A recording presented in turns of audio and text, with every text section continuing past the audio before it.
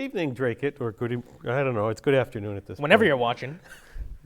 I know we've been kind of remiss in having shows, so we're taping this one on a Friday afternoon, and we're going to make sure it slides back into the schedule. So welcome from high atop the Mill Complex in Television Collinsville, high above the waterfalls. Welcome to What's Happening Dracut. I'm Phil Thibault, your host. And I'm Richard Silvio, your co-host for this evening. Yes, and thank you for joining us. Absolutely. We'll try to keep things lively and entertaining and informative, as it's always been said by John Zimini. Yeah. I'm sure who was with us in spirit tonight. Absolutely. I'm sure at the moment he's coaching a hockey game or doing one of the millions of useful and important activities that's exactly, I believe. Serving the community. I believe he is coaching a hockey game at the moment, or practice or something like that. So again, we certainly apologize for not having something sooner, but there's been a lot of life going on. There has been. First of all, I'd like to thank everybody for their condolences and their sympathies and prayers for the passing of my mother. It's been a difficult time, and I appreciate all the prayers and well wishes, and thank you very much again. And then we were hit by COVID. Yes. So my particular instance, it felt very much like a mild head cold, if you want. Yeah. I've been vaccinated, so hopefully what they're saying about the vaccines lessening the severity of the virus is true. I think I can attest to that. It's probably true. Got over it fairly quickly. It's very mild symptoms, and I'm grateful that that's all it was. And I believe John was kind of going through the same thing, and then Gordy. And, yeah. It's not as if we were in a COVID party and trying to pass it around. It was actually, weren't they all caught in separate instances, I presume? I'm sure you can't really say, but. To be honest, I believe so. I mean, my instance probably comes from the wake at my mother's funeral, yes. And there were a lot of people, of course, going through, and I'm sure that's probably where it came in. And I think Gordy was probably a week later or something like that. I believe so. But, who's to say, but... I can see the post on Dracut Civic Watch now. If you all weren't vaccinated, you wouldn't be sitting there right now, but yeah, that's true. I think that's highly debatable. Yeah, that's true, but thank you for joining us. Do we want to get into our weather report? Absolutely. Sean Kelly was kind enough to kind of, again, provide us with a weather report based on Wednesday when we were supposed to have a show. I think we should take advantage of his kindness and we'll show it. Mind you, this was taped for Wednesday. Just had a few days. Ron, if you could run that for us, please. Hi, John. Thanks for having me on once again. And here's the forecast for tonight. It wasn't that cold out there today, just about average for this time of year with cloudy conditions as we saw today. As we head into tonight, though, temps are going to drop into the 30s, right near the freezing point as we head into the overnight hours. Rain changing over to some snow, potentially later on in the evening hours. Not really expecting any accumulations for tonight at least. And then as we head into Thursday, a few flakes possible earlier on in the morning hours as we warm up to the mid to upper 30s as we head into Thursday. Thursday night, we're going to drop it down into the single digits to near 5-6 degrees, even up to 8 degrees for Thursday night. And then as we look at your exclusive 8-day forecast, of course, there is a transitory storm brewing. That's going to be Sunday night into Monday, it looks like right now. We're going to have to watch that carefully and see how that progresses over the week. And back to you guys in the studio. Thank you very much, Sean. That's, as always, a great weather report. Absolutely. Sean, Phil, didn't I see on Facebook that Sean actually might be leaving us? I heard he got a job offer in Miami. Well, it is great for him if he can certainly turn such a passion and a hobby into work in a profession. We'll miss you, Sean, but get out of here if you can. Run and don't look back. Run for the hills. Go. I'm not sure if the weather is more exciting here or down there. Well, he certainly would have hurricanes to talk about, which could be exciting.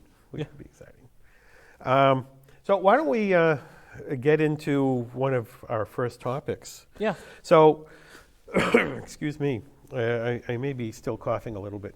Oh, gee. Yeah, Do I I need to put on my mask, Phil? No worries, no worries. On January 11th, there was a selectman meeting, and one of the agenda items was the discussion of a requirement to supply a resume if you wanted to volunteer for a position that was being appointed by the Board of Selectmen. And mind you, the chairwoman, Allison Janest, had indicated that this was only for appointments made by the Board of Selectmen, but who knows? You know, there's always mission creep, and so who knows if it has to start somewhere. If that requirement would telegraph throughout the system and be required of other appointments. But you know, there was quite a bit of controversy with that, and rightfully so. I wonder why. Interestingly, Jesse Forcier was not present, and apparently the cabal knew that they didn't have the votes necessary to carry it through on their own, so they wanted to postpone the agenda item, and so there was a motion made to postpone to table it to the next meeting. Yes. Which failed. Gee, that's a real shocker. Yeah, and I mean, kudos to Tony and to Heather for wanting to continue with the agenda items as they'd been presented for the evening prior. I mean, I think Heather was the real star of that Board of Selectmen meeting. I want to shake her hand. That was fantastic. Absolutely, she brought up very good points. A lot of them, there couldn't be any rebuttal to it. Exactly. So I do have a clip of portions of that meeting. So why don't we start to run it now, and we'll join back in. I put this on the agenda because I want to make sure that this board is appointing folks who have some knowledge or experience in the area that we're appointing them to. So I want to just be clear, this is only about Board of Selectmen appointments, okay? It's not about any of the other teams that appoint folks to different. So I guess the best way to explain why I want this on the agenda is, or I want to make this happen, is to just kind of tell a little bit of my own story.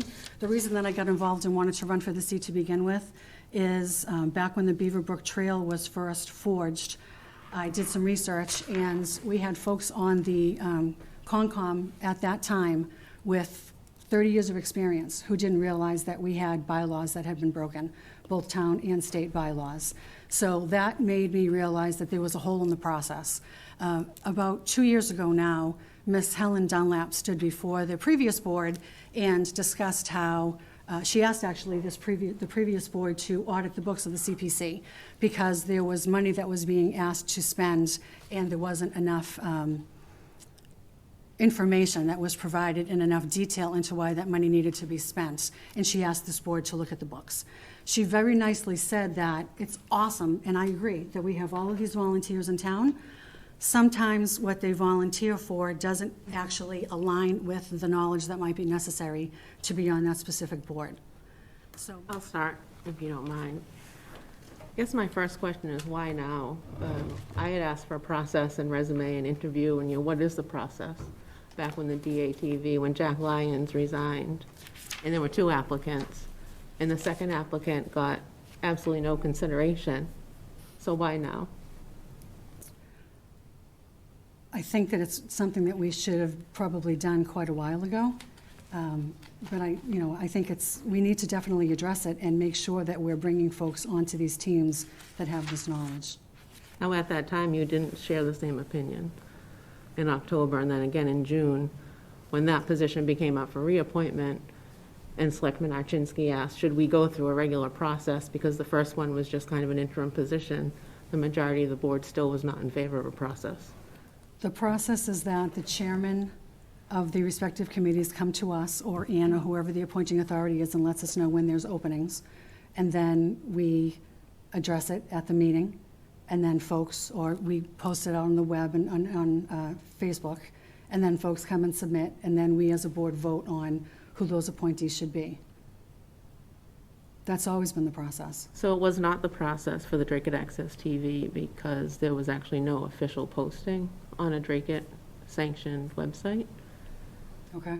If I read the minutes and I rewatched the meeting, and that was part of the reason why I was a no, because I do believe in a proper process and everyone should have the fair opportunity. So for me, a proper process looks like a posting where people know where to look for it on a Dracut official website. That should also include a deadline.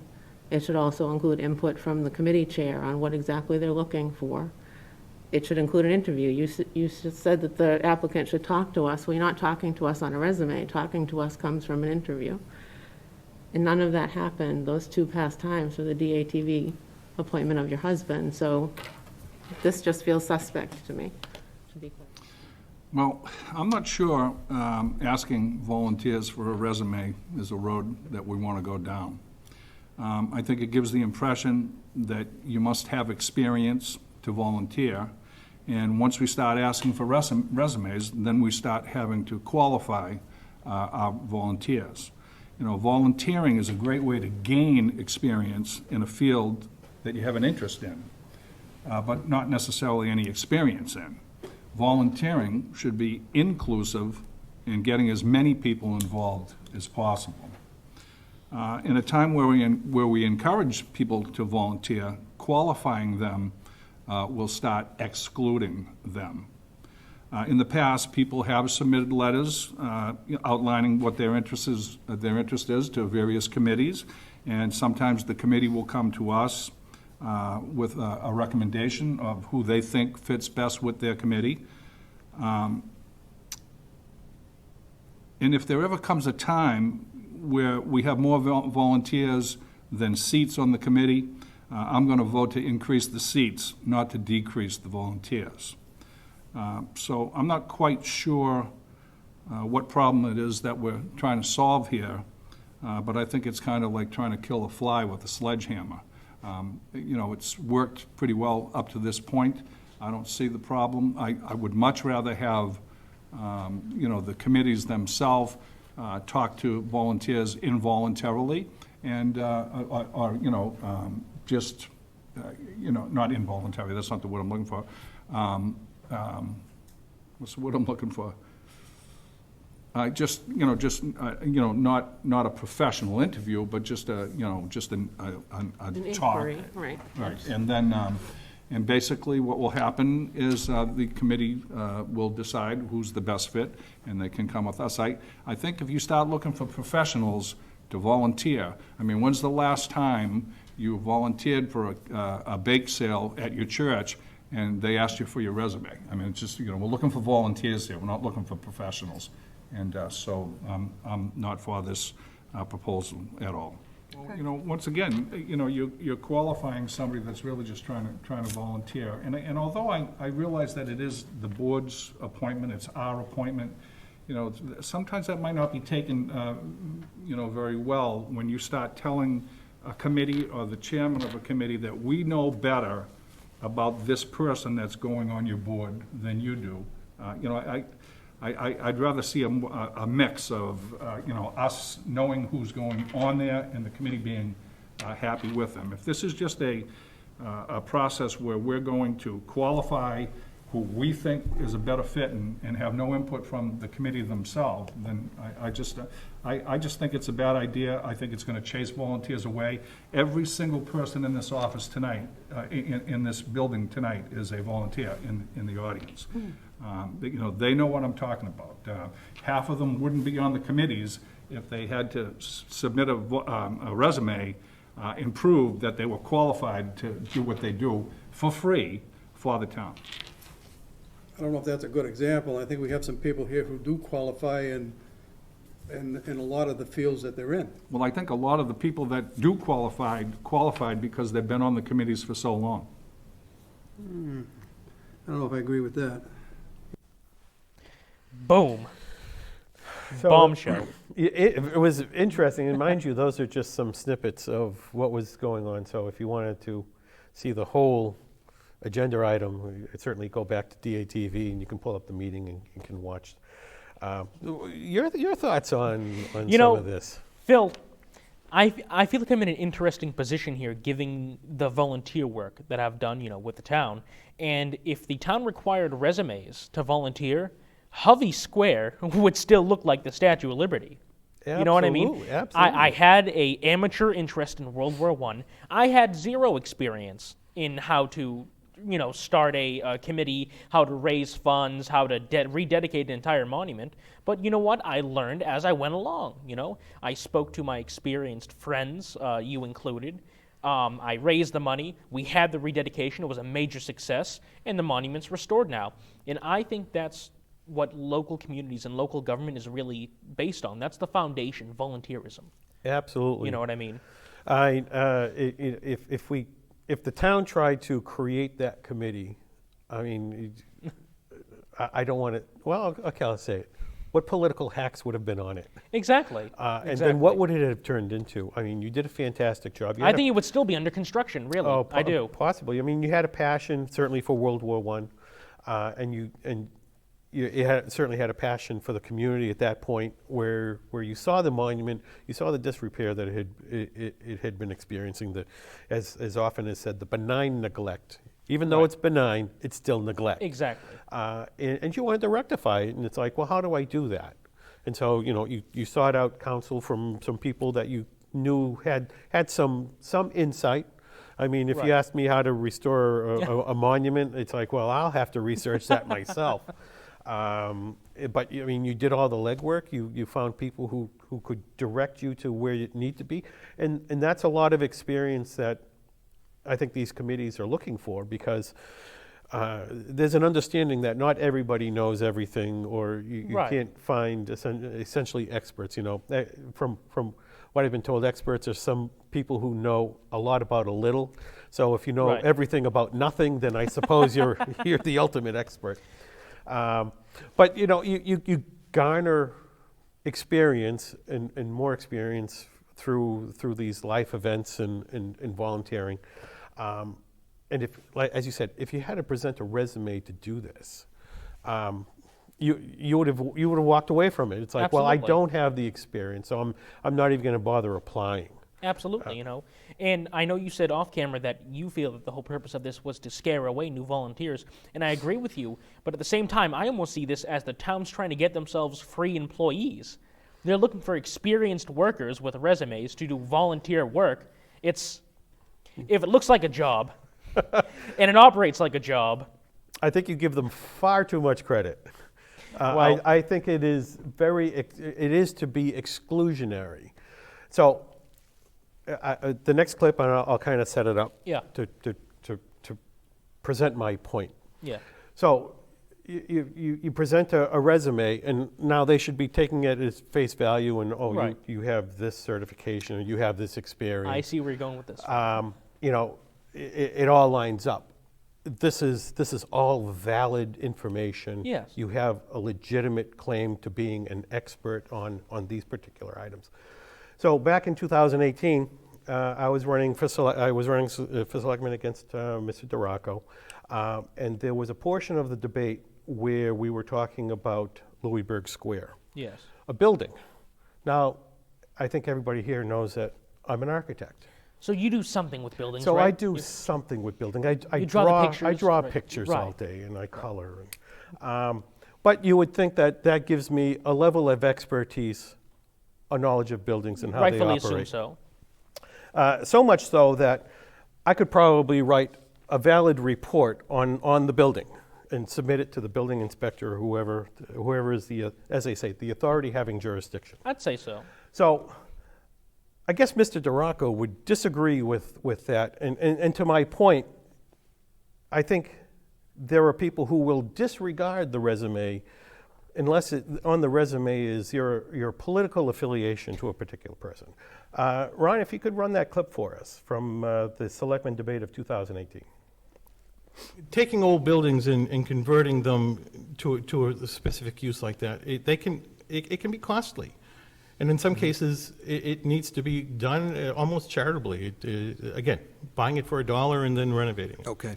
The experts, they had experts come in and they reevaluated the whole thing. I don't think an architect is an expert when it comes to those. Well, there's a shot. Go Yeah, ahead. well, let's call a spade, I guess. Phil? You can't let that one go. No, so I mean, if he wants to talk about being experts, like I said, Louisburg Square, when it was converted from a business use to a residential use, it violated building codes. It should have never been done that. It violates National Fire Protection Agency codes. And Mr. Dracut, as a firefighter, should have been jumping Hold on, up Joe. and down about that. Hold on. Finish your thought. No, I'll finish there. Okay. Joe? Well, first off, I was the fire chief. I wasn't a firefighter at that time. Well, you were a A firefighter little at one bit time. different. I would say that makes it worse. So he's telling me that our building inspectors, and nobody's doing their job. I guess that's what he's saying. Why don't you ask him? I would say that you weren't doing your job if you were fire chief and you let it go. What can you say? What can you say? Well, I was once reading that, I think it was a George Orwell paper or something like that, and it had to do with how can you argue with people who will listen to your argument and then still be unreasonable. So, I mean, he said, as Chris Scott from the Lowell Sun said, that's a shot across the bow. An architect is not an expert on buildings. When the report from experts that he was referring to was an architect who had written that. And so, I mean, if you want to get into expert and the ability to serve on boards, I mean, by his very admission, he wasn't doing his job as fire chief, and later on as a building inspector, because he served as an interim building inspector. I mean, he's not doing his job as selectman, Phil. So that's something that I've been saying for years. But you watch all the debates that we had, the forum that we had last year. Yep. During the, you watch all these forums and you watch all these debates, and it's so clear who the winner of those debates and forums are. Yet for some reason, the people of Dracut still tend to vote one way. I mean, I have my own theories on that, but I mean, well, it's all about who you know and not what you know. It's unfortunate that we don't have an electorate that comes out in mass. A municipal election isn't always the bright and shiny thing, not like a presidential election, which actually has almost an infinitesimal amount of influence on your life. Because exactly, I mean, we're certainly right now. John would argue. I suppose I would agree with him that I'm feeling the effects in the economy because of Joe Biden and some of his policies. We can get into that's a bigger discussion for later on, I suppose. Yes. But the municipal elections are the ones that count the most, and you can see that you have people who are very unreasonable, and kind of in their own little world there when they want to discount and disbelieve other things. And well, when nobody's looking, Phil, why follow the rules? Correct. Correct. I mean, but going back to how municipalities affect you far more than national elections, I believe at the last town meeting in the fall at the high school, there was a man who got up to change a zone in town from a residential, I believe, back to a business. Yes, correct. He went changing from I think it was R1 to a B3. And it happened. Yep. That's not a major change, but that's a pretty significant, thing to happen at a town meeting, and people still don't care. People still don't show up, and it's, frankly, we changed the voting day in town, and you still don't have people showing up to vote, and it leaves you scratching your head. Not just the voting day, but essentially the voting time. The whole week. You have the whole week before to go to town hall, vote early, get your vote in at your convenience, because town hall is open throughout the week, and then on Tuesdays it's typically open until 7 o'clock at night. Mm-hmm. So you can go after work, you can go during lunch, you can go almost anytime you want. And the last election, we only had, I believe it was 800 votes that were cast early. It's terrible. It's It terrible. is. It is. It leaves me perplexed. I take, as you know, AP government at the high school, and one of the things that's really pounded into our head from the textbooks is that the number one reason people don't vote is because they don't have the time. Frankly, I don't buy into that anymore. Really, like you said, you have a week to vote early. You can vote by mail. You can have absentee voting. There's no reason why you can't vote. It's just purely lack of interest and lack of civic duty. I guess I would also throw there's an ennui in there that people don't see the value. Now, years ago, at a town meeting, the selectman stipend was set to 0. Some people would say it was taken away. I say that it needed to be given a number, and 0 is a number. I think it should be 0, And, absolutely. and a lot of people, and of course, the selectmen and a few other people were arguing that that they deserved that money, that it was a sign of respect. My argument on that was that if you don't show a value to the service that you're providing, then people don't believe that there is a value to it. So essentially, I would say that was a statement by town meeting that they didn't see a value that you were presenting as selectmen, as school committee, as moderator. I mean, because those are the 3 positions that are stipend. If you don't show them a value, then why should they give you a value? Well, frankly, Phil, I see those as volunteer type of positions. Well, I suppose not. Well, you run for office, but it's local municipalities should not be a living, and by no means do they make enough, for it to be a living. But I don't know. I think they should be unpaid positions. I really do. I don't see. You're not in it for the money in the first place. You know what I mean? What do the selectmen make a year in town? They make $2,000 a year, I believe. It's so terribly low. What's the point? Frankly, what's the point? To some degree, yes. I mean, so I believe the selectmen and the school committee both get $2,000 per member. I don't know if that was raised to $2,500. It may have been. I would have to double check. Town moderator is, I think, $550 a year. See, it seems like wasted funds. Because what can you do with that? You're gonna get a few Uber rides throughout the year back and forth to town hall. It's. I can. To be honest, I understand both arguments. I would agree. I think that it should be a stipend position. To be honest, it's been $2,000 for the past 25 years, if not longer. So, I mean, reasonably, somebody could say that stipend should probably be raised to, say $4,000. I suppose. I know when it crests $5,000, then all of a sudden you start getting put into the the Middlesex County retirement funds, and so Really? you can actually start getting a stipend for your retirement, and you qualify for health insurance. Really? So there are people, I'm sure, who would like to see it go over $5,000. I'm sure there are. But certainly some sort of stipend, I think.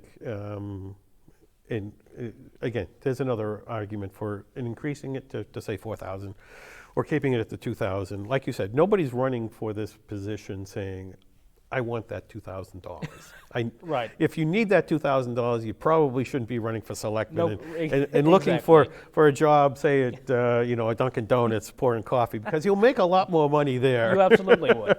And I'm a full believer in doing things for the principle of it, but at the same time, I'm also a cheapskate.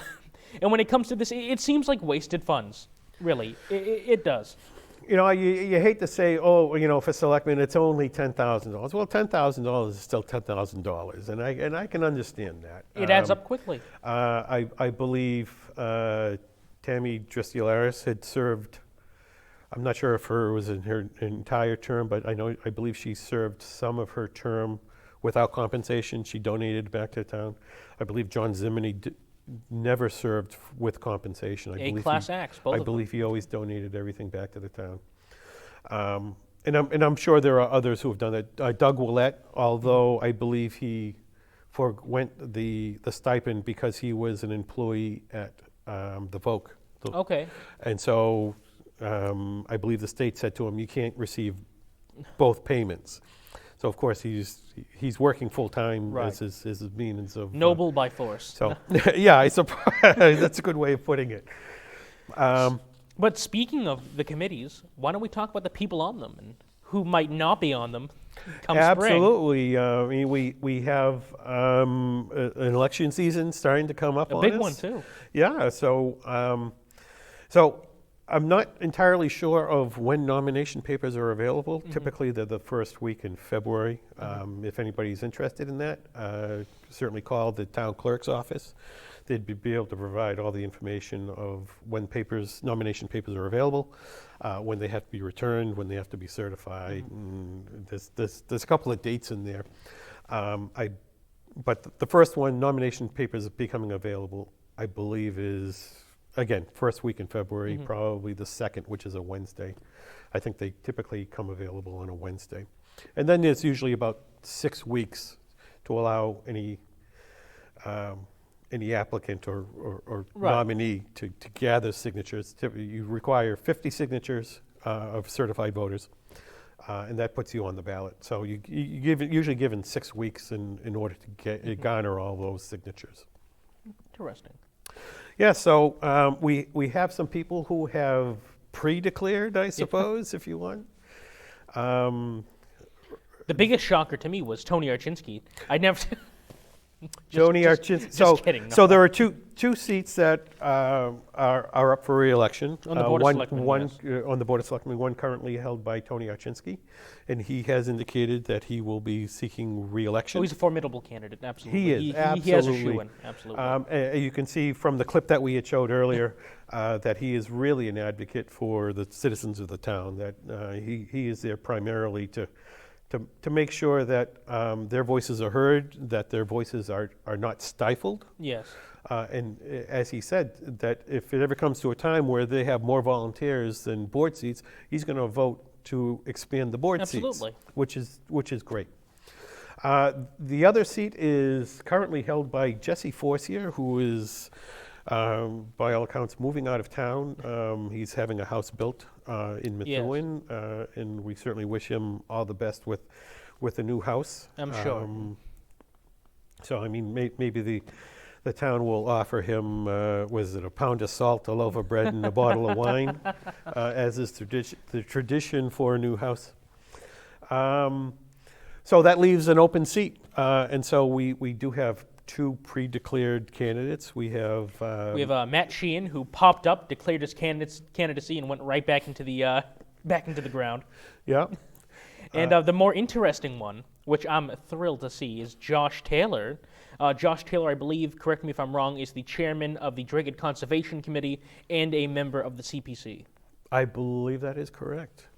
Now, I believe Matt Sheehan was also, I'm not sure if he still is, was a member of this community preservation as an appointment from the Housing Authority. Okay. Interesting thing there is that the chairman of the CPC went to the Housing Authority asking for a new appointment because Matt Sheehan was not attending meetings. Interesting. Yes, and I guess he had done that for almost 8 meetings or so. He seems to be the filler for a lot of committees in town. Yeah. He appears to be the guy that you put in a seat to make sure the seat doesn't roll away. The warm body in free Right. vote, you know. But no, Taylor, I think is going to be a really interesting campaign to watch. I follow him on Facebook, or Friends, or whatever you call it, and he has 2 posts in particular. It seems that he is erecting himself a fleet of vehicles for his campaign. The first one, we have a smart car. If we can pull that up on the screen, please. Oh, the other one. I suppose we can go with that one. Let's since talk it's up. about We this can one. Well, they were okay. okay, there. Stay with this one. So it seems his campaign color of choice is lime green. As you can see, we have a smart car here with a plow in the front. This is, he announced one of his campaign vehicles. I thought, wow, that's fantastic that he cares that much, that he's going out and buying these vehicles and painting them. But it gets more extreme from there. Oh, first of all, Phil, what do you think of this campaign vehicle? Well, I'm not sure what kind of campaign slogan you get with that, especially with the plow in the front, Plowing the other candidates out of the way. Yeah, something like that. Plowing or change to Dracut. Clearing way for new ideas. Absolutely. And efficient and compact, right? Now, the second campaign vehicle is definitely the far more interesting one. You got a sneak peek of that a moment ago. If we could pull up the bus. So the post reads, Bus 1, mind Wow, you, so Bus they're going to be 1. multiple. Bus 1 is officially in the fleet. Needs some minor cleanup and an official green wrap. Will be ready to transport voters in need come May. So it seems his idea is to transport voters to the polls, which isn't unheard of. No, That's been done no. before. But in a bus. Wow. I mean... Well, it's good to see that I can certainly see the accessible icon on the lower Absolutely. upper corner, so that's a good idea. I wonder if he's looking to have 1,513 of these buses, seeing the number there. And you know what it is. I understand that it may sound like that we're poking fun at him, Yeah. but in reality, you know what? I'm actually intrigued. I am genuinely intrigued by him. I'm looking forward to seeing the election. I did message him on Facebook about doing a Dracut Chronicles 1-to-1, as I did back with the other election. And I genuinely want to talk to him. He seems like an interesting guy. It seems like an interesting campaign. He certainly has, far out ideas that I'd like to learn more about. It seems like something I would do, honestly, if I ran for the selectman. So Josh has helped Colleen Gary in the past on some of her past campaigns. So what does his resume look like? I imagine he has some experience with running campaigns. Unique ideas. I mean, sometimes as I've said before, the bright and shiny stuff kind of floats to the top, it seems, and the things of substance and weight, they sink to the bottom. Well, you know what? In a town where name recognition seems to play a large part in elections, who knows? Could be. I mean, between Sheehan and Taylor would certainly be my guy. So I'm sure there are going to be a few more candidates. In the future. I would imagine there will be more candidates. It's perhaps with the initials PT. Let's skip that for now. All right, Phil. All right. We'll get back to that. Many people have been talking to me. I won't discount, but okay. It's up there. It's in the air. We'll see when nomination papers come out. Okay.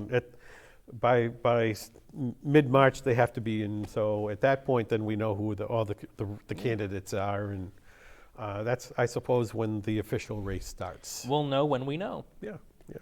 Now the school committee. We also have 2 seats coming up there. We have Allison Volpe.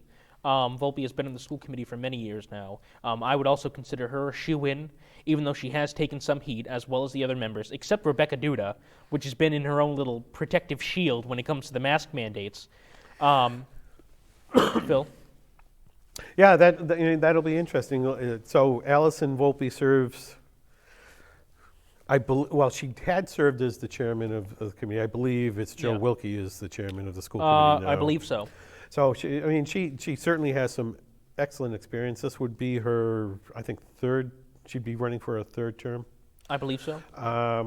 So this is that always the train of thought that your first term you're kind of getting acclimated. Your second term you're formulating your ideas, and your third term is when you can really get stuff accomplished. So I mean, from the experiences I've had with her, she's a wonderful woman. She's done wonderful work. The only major thing I disagree with her on is, again, the masks with the school, but that's. So that gets into the discussion of, does one issue drive the whole bus? I mean, it really should. To some people, it does. I mean, this seems to be a line in the sand, and if you disagree with me on this one thing, then I'm done with you. Well, and as we know, there is a new single-issue group rising up in town. I believe they call themselves DTAC, Dracut Takes Action Committee, ran by Sarah Powling.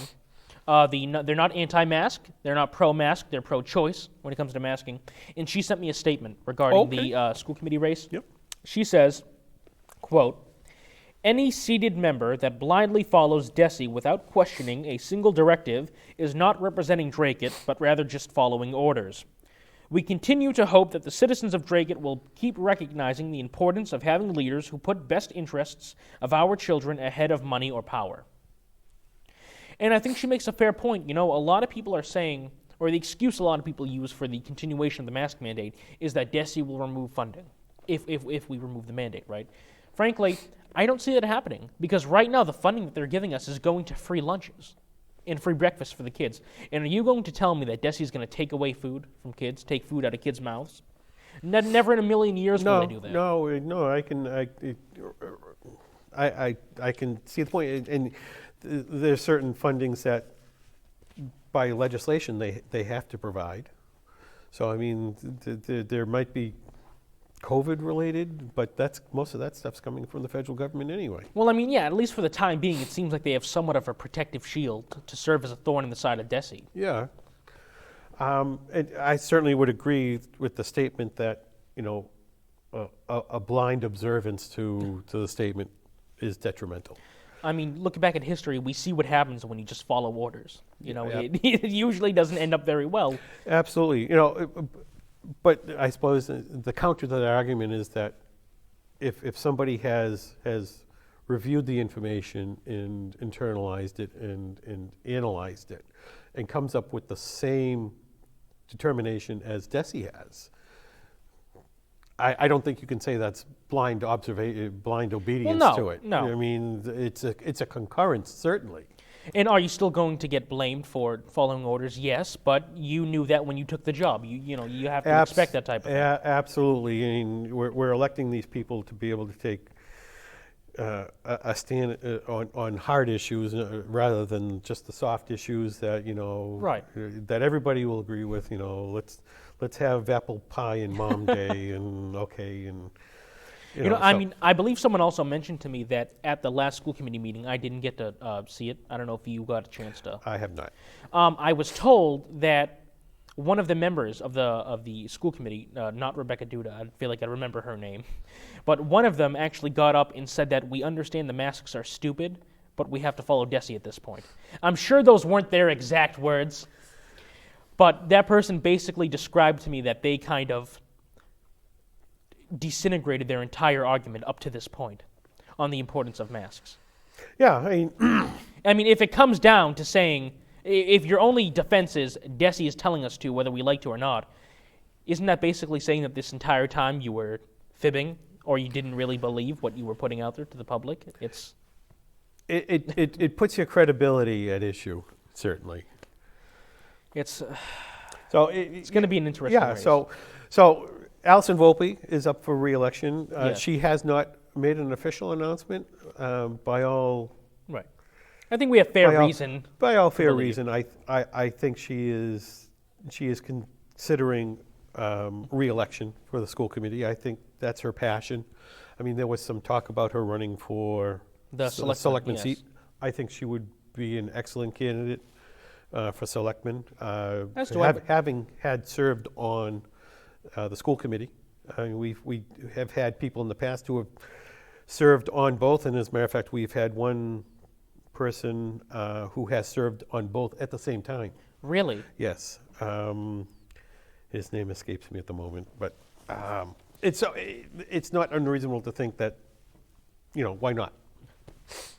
If you have the money to manage two campaigns, Well, then well, good for you.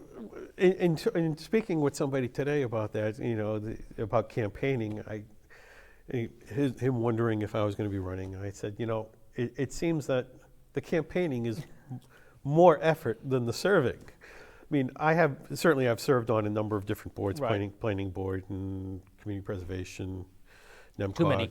It's easier to name the ones you haven't served on. Possibly. But I have never found serving on any of those boards to be of a major effort. I mean, I have a passion for good government. Right. And so when you have that passion, as you know, when you have a passion for work, it's not work. Exactly. I don't have a passion for campaigning, and I think everybody knows that. And I won't argue the point. So it becomes more of an effort for me than anything else. So, you know, that is what it is. So I think Allison's passions certainly are within the school Absolutely. committee. She has a nice niche, I think, for the school She committee. does. She has an excellent understanding. She's been there. She has the experience for it. And I think the school committee has always served well by having a committee that has good experience. And then you bring in new members, but you always have a good complement of those members who have been on the committee for a while. Right. And that moves us into the other candidate who's up for election in the school Correct. committee. So Dr. Linda Trouville, yes. who was essentially put on the board by a joint vote of the school committee and Board of Selectmen, because Betsy Murphy, who was serving at the time, moved out of the state, moved out of Dracut, leaving a vacancy, and so the appointment goes to the school committee and the Board of Selectmen as a joint appointment. And Dr. Linda Trouville, very well known within the school community, and for that matter, within the community of Dracut. very well respected, and she was nominated, and she's been serving. So she serves until the expiration of Betsy Murphy's Yes. seat, which would be, again, this year. You know, from what I hear, ear to ear, is that she has a good backing in the town, and that the campaign should be fairly easy for her if she so chose to run. I think the real question is, will she choose to run? Because, Frank, you don't really hear a lot from her on the school committee. So Yeah, so I mean, prior to that, she had served as a principal over at St. Louis School. They've been closed for Yeah. 3 years now or something like that. And so, I mean, she was kind of out of the public eye for a while, and sometimes the thought of, hey, could you step in for a short time, for a specific period of time, can attract some people and say, yeah, I can serve for 2 years. Right. But is that the limit of the time that she wants to spend on it? Knowing did that, she catch the fever? so is there the ability for a commitment for another 3 years if she wants to Right. run? So I mean that's a big personal decision to make with family and people who to support her is for running. So if she was to announce her candidacy, I think she would do very well. As do I.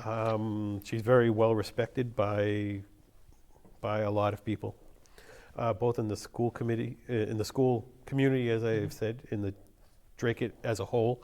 She certainly comes from a family that has political savvy, if you want, or I mean, she's from the Gorman family, so I Yes. mean, there's a big support there. A lot of people know a lot of people. I mean, May Paquette, Frank Gorman.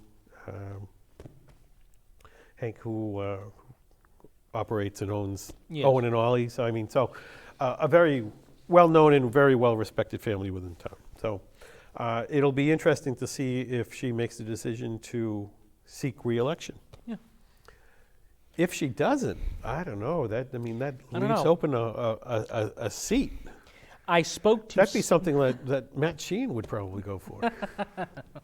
I joke. He I could win joke. both. I joke. Could win both. Who Could knows? win the Who selectmen knows? and the school committee. Why You never not? know. Why not? And then he would be serving on the vocational technical school committee.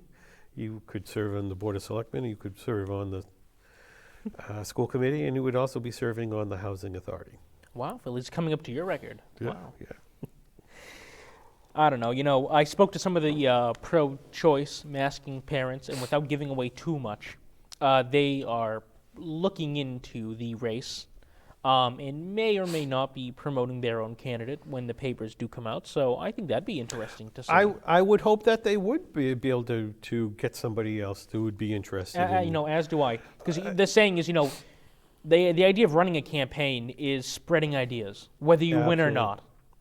So if they're putting the idea out there and they're letting the people at Dracut know that, yes, a large population of the parents do not support the forced mask mandates, they may achieve their goal without achieving election, which... Possibly.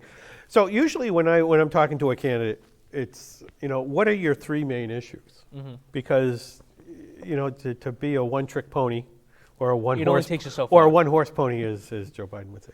To be a one-trick pony, you probably don't. You're gathering you're gathering your votes from a very small sector, and Right. you're not giving a broader picture of what you can bring to the committee or what you want to bring to the committee. So, I would hope that a candidate from that particular group That sect of is parents. not looking only at the mask mandate, because that's going away. Right. Honestly, It's by- not going to by- be around forever. By It's- April, it's probably gone.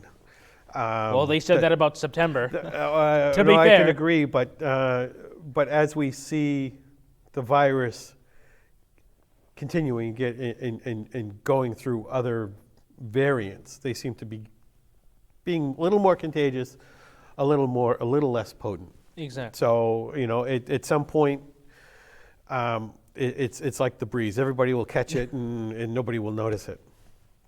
So we're certainly hoping that at the outside, this school year is the end of it. So next Hopefully. school year, it won't be coming. It won't be an issue.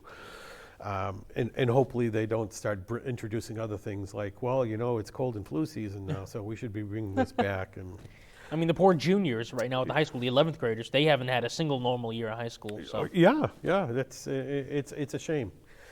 So hopefully candidates who are running aren't running on the single item, single Yes. issue, because it really does not benefit anybody. no, it doesn't.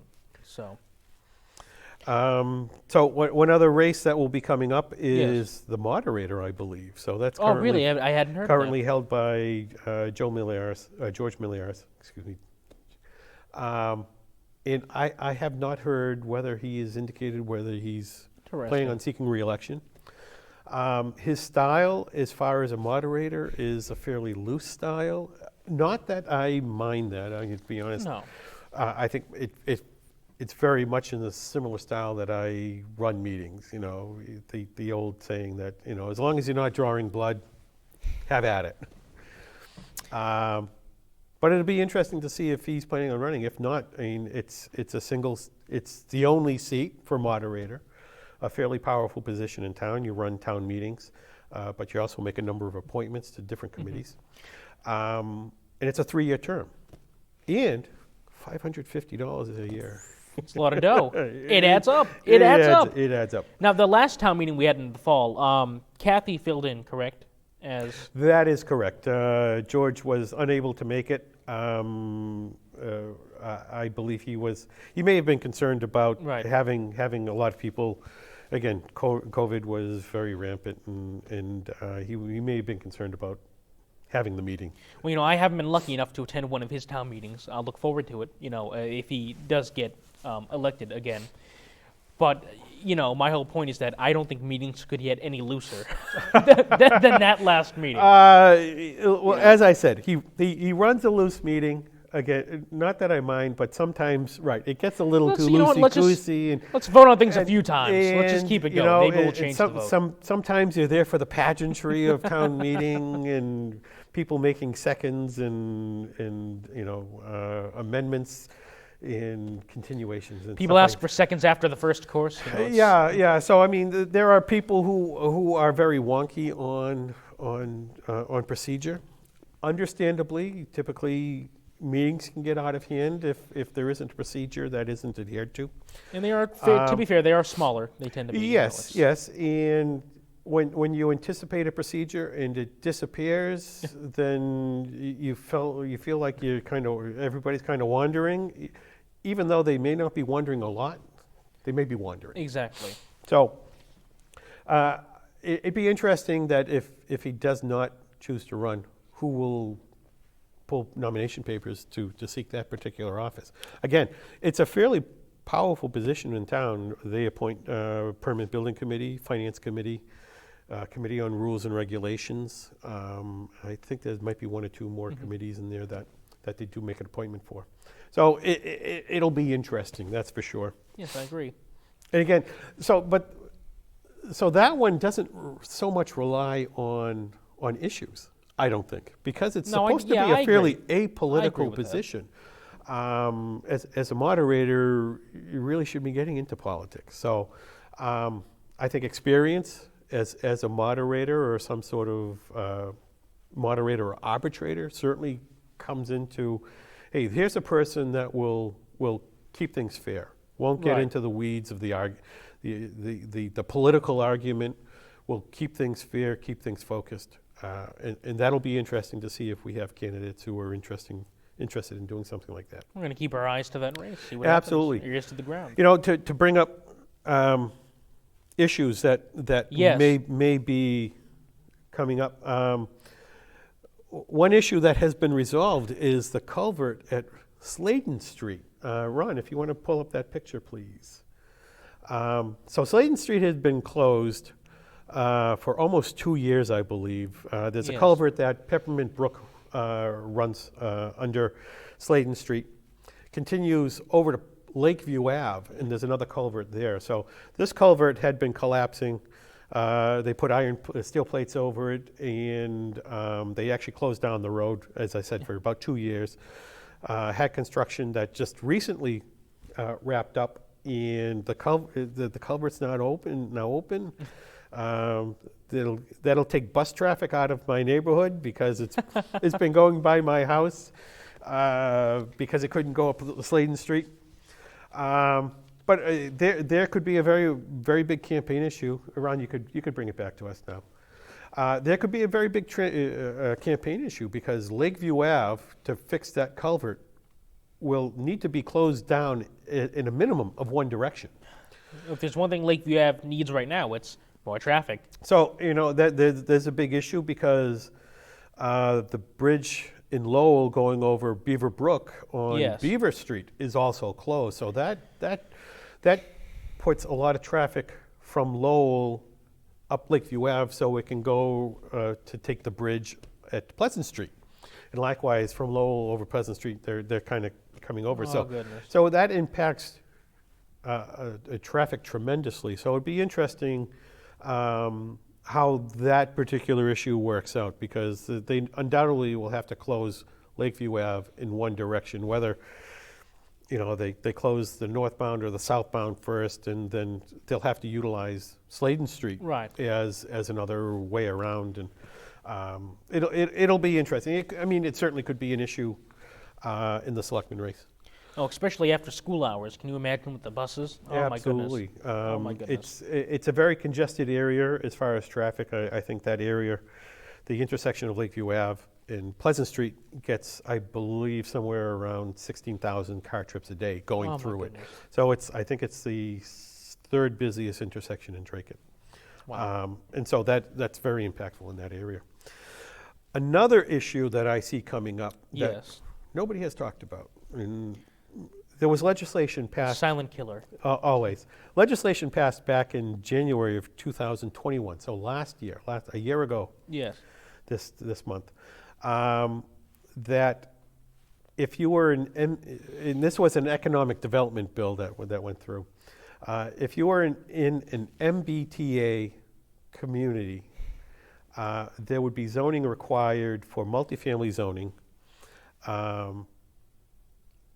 and it has quite an impact. So, Ron, if you want to bring up the first slide, there's quite a bit of text on it, but I'll direct your attention essentially to the map. Dracut is as you know, right above Lowell. Yeah. So on this particular map, there's a on the upper left-hand side, there's all the blue. That's actually Billerica. So if you go up 2 communities, there's a darker green. That's Lowell. Yeah. Oh, it is, okay. So the map is saying that Lost. Lowell is a commuter rail community, part of the Right. MBTA.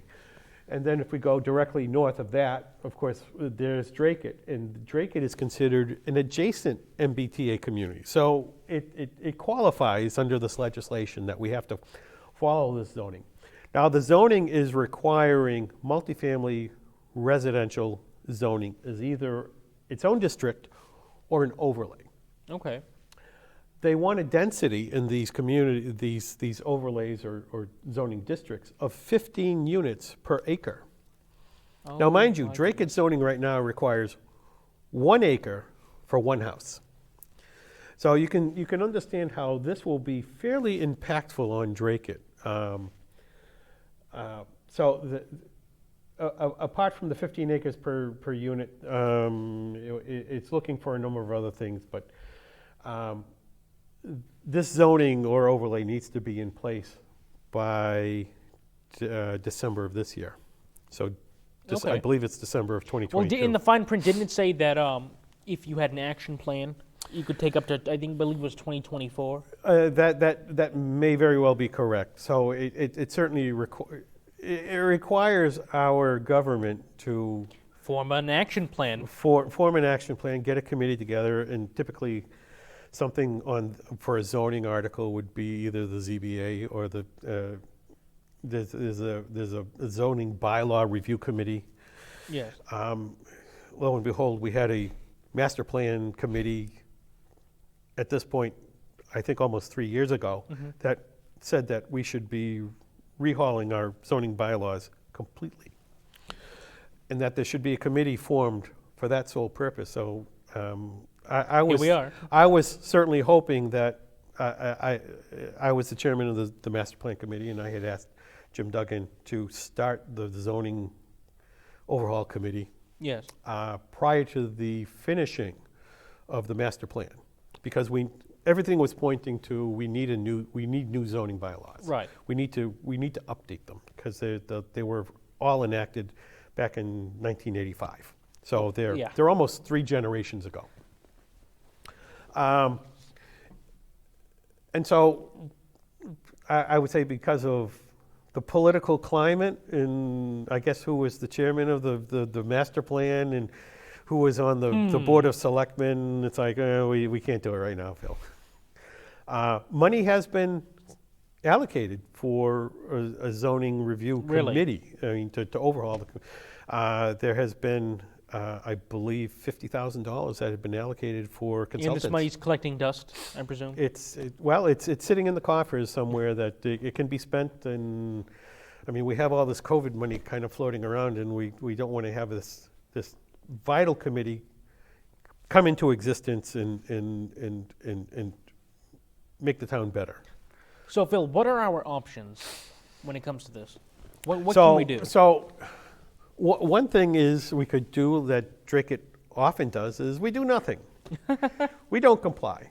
So there are some big sticks associated with this, and some carrots. So two of the biggest is that you lose your ability to apply for housing initiative funds, which is again more money that's provided by the state to help permitting and a whole bunch of stuff related that the town money that would have to be spent in order to get housing through. So some people would of course say, well, if we're not building the housing, we don't need the housing money. Okay, I can understand that.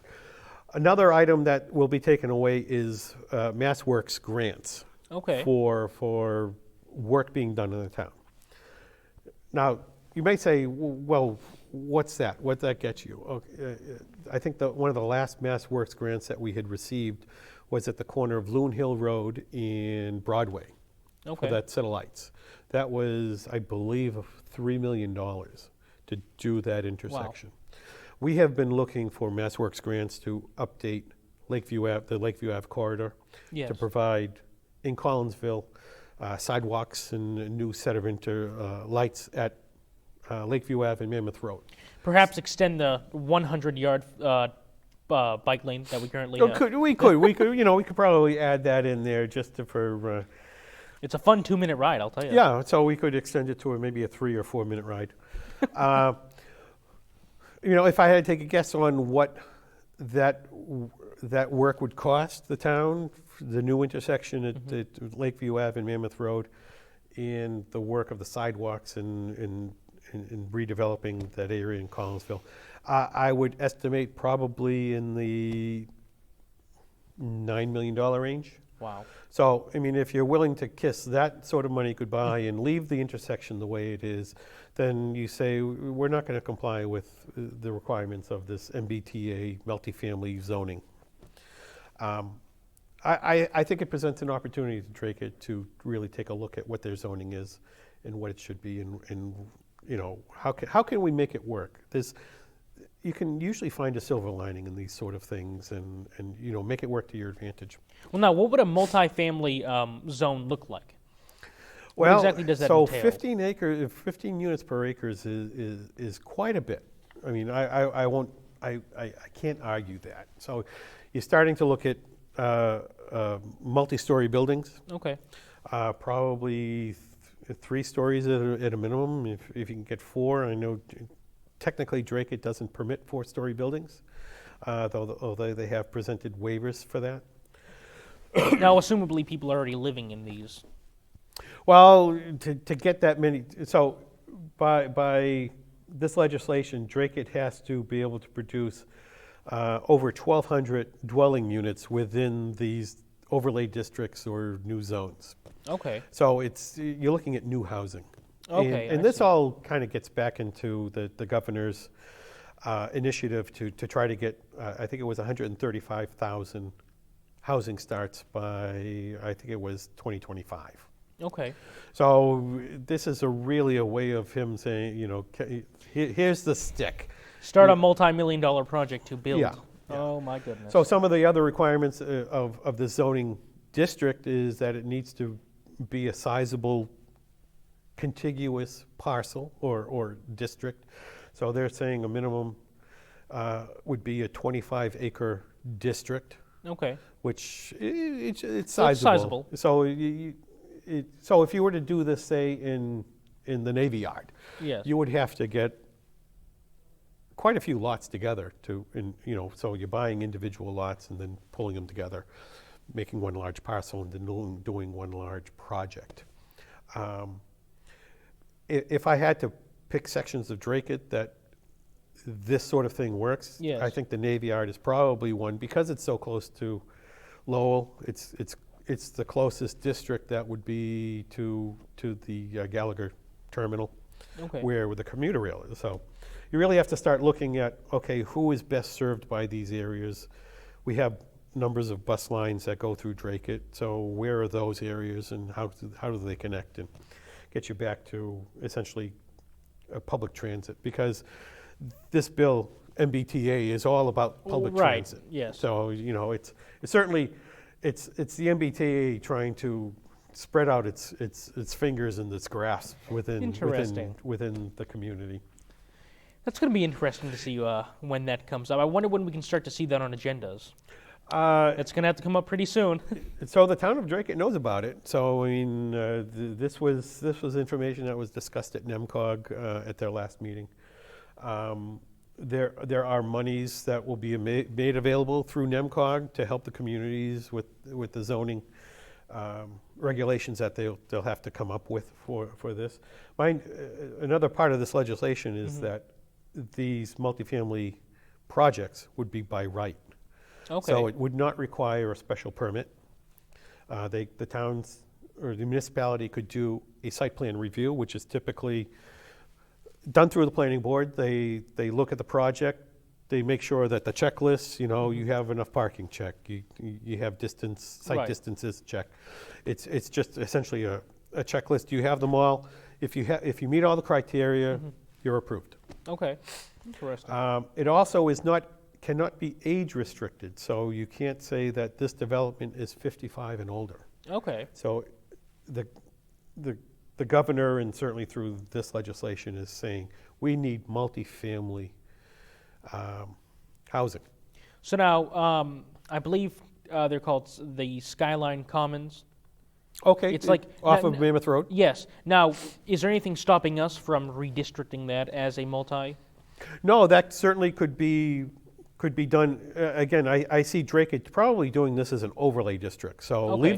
leave the underlining zoning where it is. Okay. And then you do this overlay district where you essentially draw, you gerrymander Yeah, a little something so- on a okay, map. okay. And as long as it's contiguous, and it's I believe they're looking at more of like a 50-acre contiguous district, then it could be done. So I believe that's a sizable development.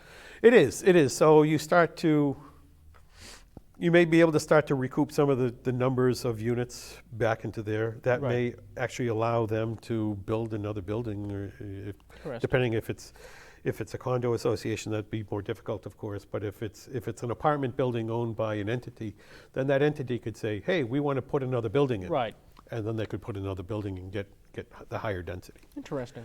Yeah, so I mean, there's certainly opportunities for Dracut in here. There's certainly things that Dracut needs to think about, and I think, to be honest, that's a big issue that could be in the election. It's not bright and shiny, as I said. I mean, but it's something that has direct impact on the quality of life in Oh, Dracut. absolutely. Yeah.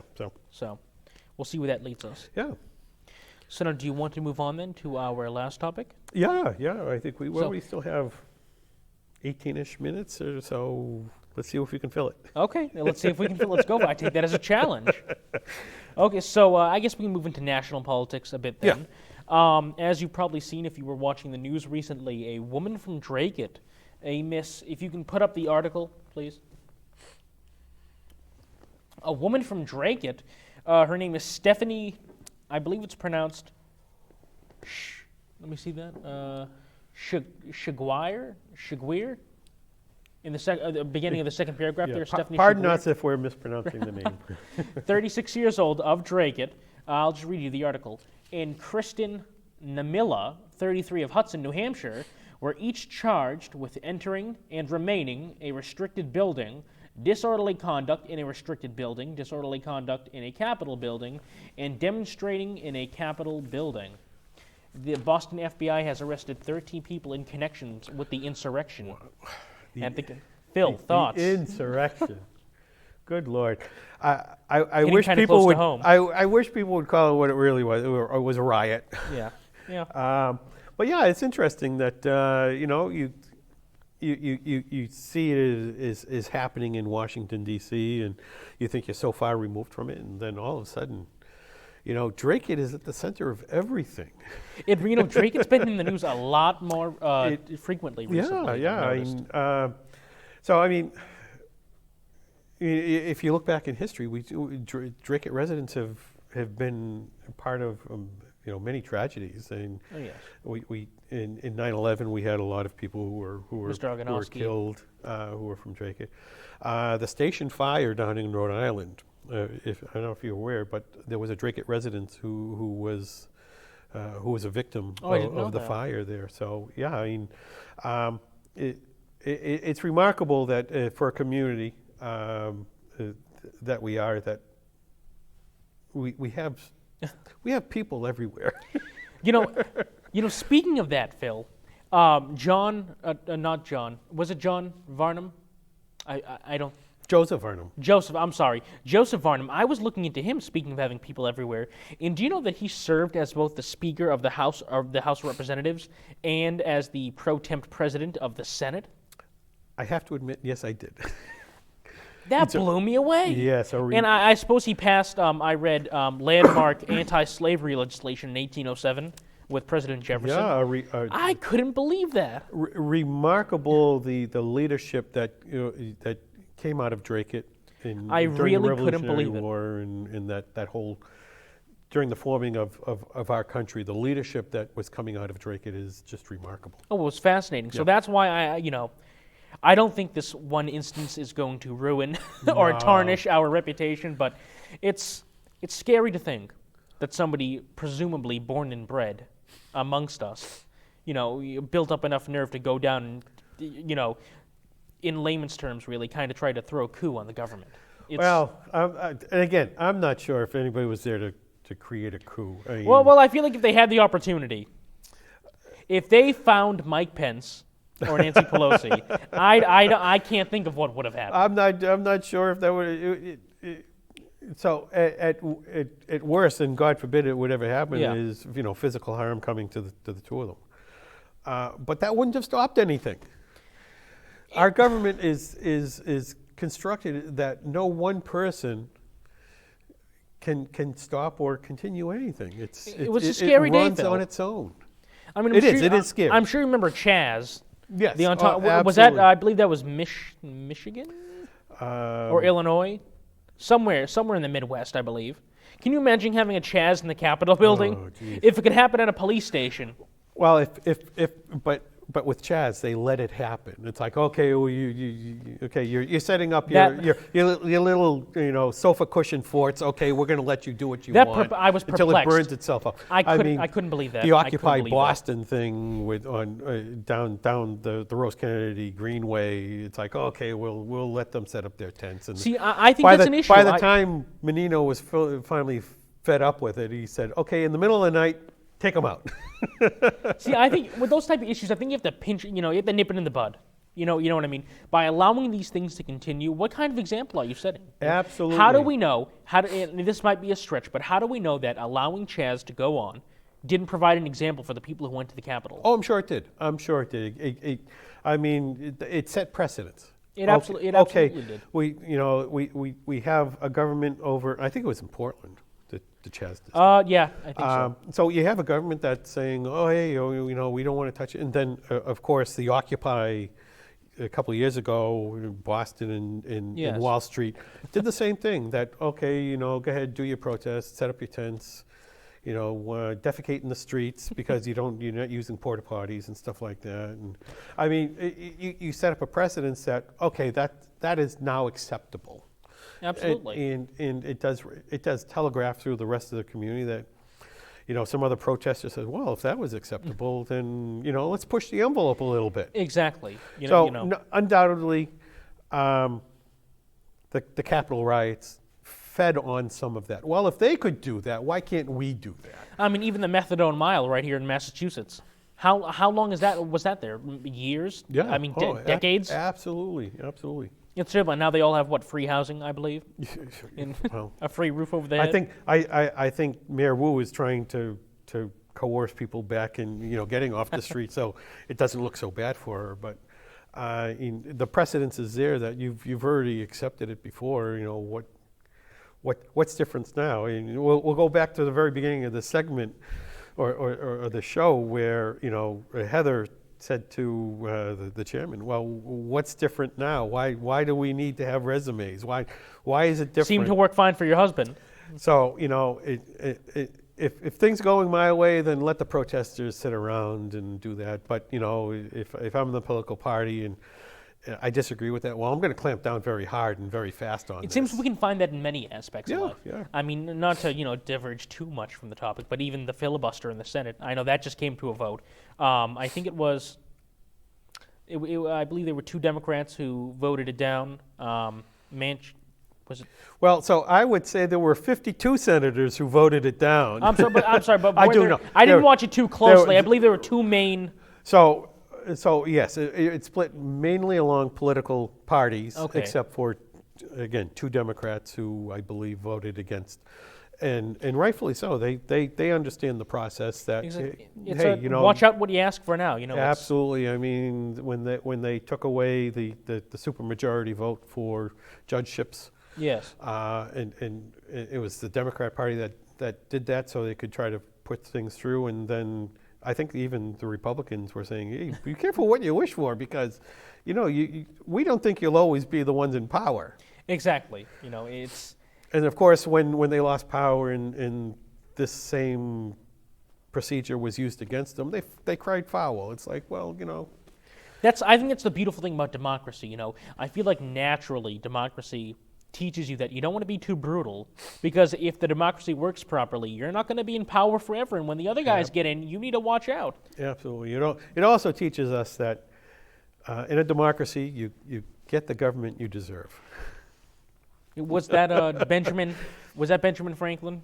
Probably. Who said you get the type? Yeah. He just has so many sayings that I love. Oh, I know. I don't know. So. Yeah. So,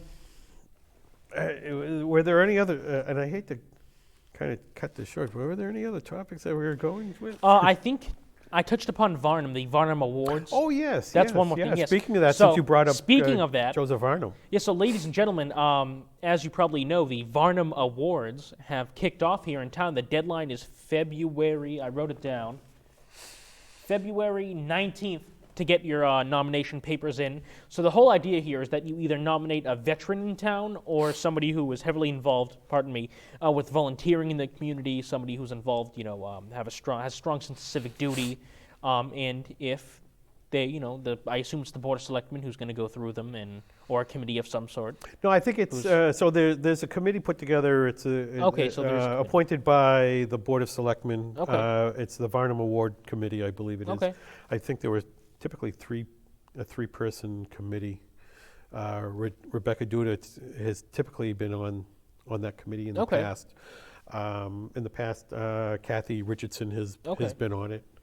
Now, I assume you get like a certificate or something if you are chosen. So you get a certificate. There's actually a trophy too that they present to you, and then there's a plaque in Town Hall in the Selectmen Chambers next to the Varnum portrait. Really? And it lists your name, and so it has the names of all the past recipients. I won't say That's winners wonderful. because I think it's awarded to you much like Medal of Honor.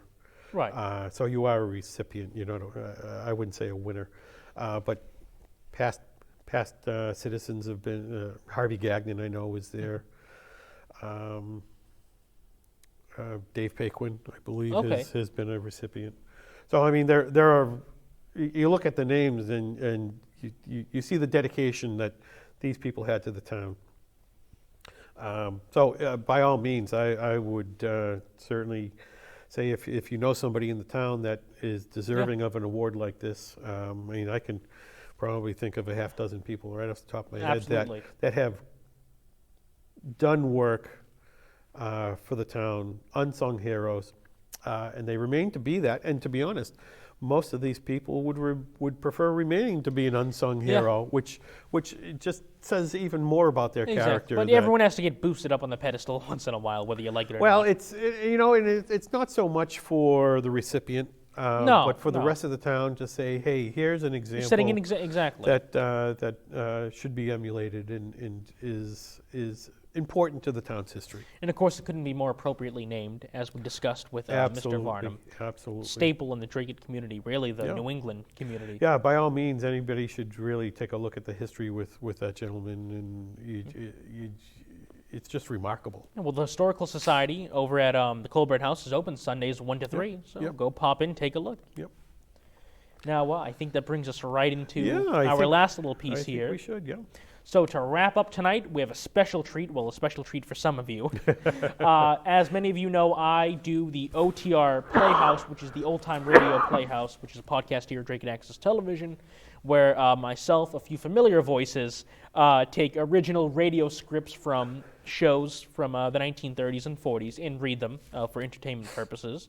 And tonight, for you lined up, we have an episode of Baby Snooks, which aired, I believe, on April 2nd, 1942. So if we could please roll that. Hello?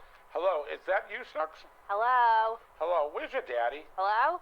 Hello, who is this? This is the operator. 5 cents, please.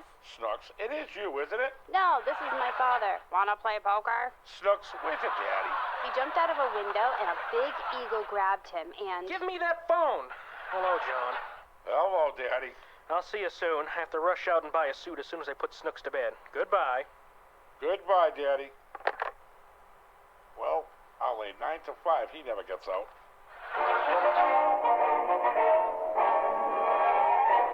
Snooks, I don't want you to answer that phone anymore. Why?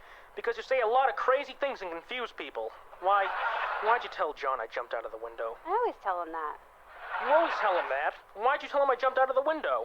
Uh-huh. Well, what for? I don't know. Suppose I do jump out of a window one day and you'll tell him that. He won't believe you, will he? No. Snooks, have you heard the story of the little boy who cried wolf? No, tell it to me. Oh, well, I stuck my neck out that time. Look, I'll tell it to you tomorrow. I'm in a hurry to get to the clothing store. Why? I'm gonna be fitted for an Easter suit. When is Easter, Daddy? It falls on the 5th this year. You see, Easter Sunday is governed by the date of the Paschal full moon. If the Paschal full moon falls on a Sunday, then the following Sunday is Easter. Is the moon gonna fall? The moon is not going to fall. According to the scientists, there's no danger of the moon falling for the next 70 million years. Will it fall on the people? I suppose so. What are you crying about? It won't happen for at least 70 million years. I thought it was... You said 7 million. Well, now you don't have to worry anymore. Good night. Good night, Daddy. Why does the moon make it Easter? Well, the Paschal full moon is on the 14th day of the lunar month, reckoned according to an old ecclesiastical computation, and not the real or astronomical full moon. You know everything, don't you, Daddy? Just about. Any more questions? Yeah.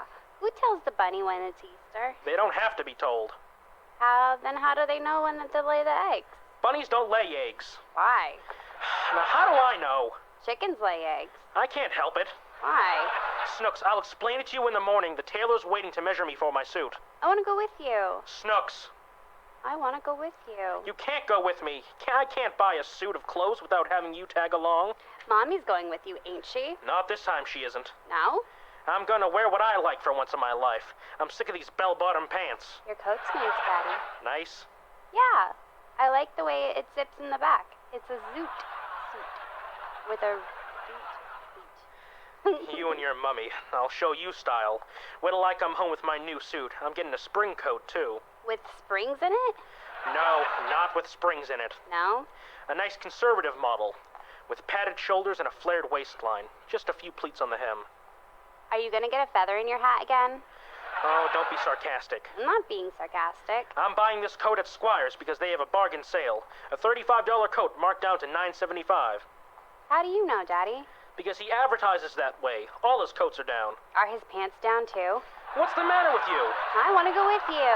Now, Snooks, why should you want to go to the tailor's with me? I want to get an Easter suit. You'll have a new dress, I promise you. Good night. Good night, Daddy. Daddy? What do you want? Who lays the Easter eggs? If I tell you, will you let me go? All right. Do you want the rabbit to lay the Easter eggs? No. Do you want the chicken to lay them? No. Well, who do you want to lay the eggs? You. Okay, I'll lay the eggs. Satisfied? No. Lay one now. I will not! Oh, Snooks, please let me get out of this house. You want me to look nice, don't you? Yes, Daddy. Fine, and I'll buy you a new dress. And when I put on my new suit and coat, we'll be the hit of the Easter parade. Will you buy me a rabbit too, Daddy? All right, I'll buy you a rabbit. A white rabbit. Yes, a white rabbit. I don't like a white rabbit. What kind do you want? I want a blue rabbit with purple head and a green tail. You're insane! Yeah. Either you take a white rabbit or you get nothing. I'll take it, Daddy. And remember, you'll have to take care of it for yourself. No rough handling. You'll treat it just like a baby. Like a baby? Yes, you'll handle the rabbit exactly the way Mother handles Robespierre. Will I have to change? Yes, you'll have to change his water every day. I wasn't gonna say... I don't care what you were going to say. I'm not going to waste another second here. Good night. Good night, Daddy. Daddy? Oh, what is it now? You ain't really gonna buy me a rabbit, are you? Well, I'll think about it. When? Tonight, if you get right into bed, turn out the lights, say your prayers, and ask the angels to make you a good girl. Maybe I'll bring a rabbit home with me. All right, Daddy. Good. Hurry now. Under the covers. Yeah. There. Out with the light, now say your prayers. What are you mumbling? That's my prayer. I can't understand a word you're saying. I ain't talking to you, Daddy. I'm talking to the angels. Well, they can't understand you either. Speak up. All right. Dear angels, please make my daddy a good boy so he'll bring me home a rabbit tonight. Signing off. Snooks, that's no way to talk to the angels. They like it, Daddy. How do you know? I'll show you. You like it, don't you, angels? That's okay with us, Snooks. They'll get you a rabbit. Oh, good night. Good night, Daddy.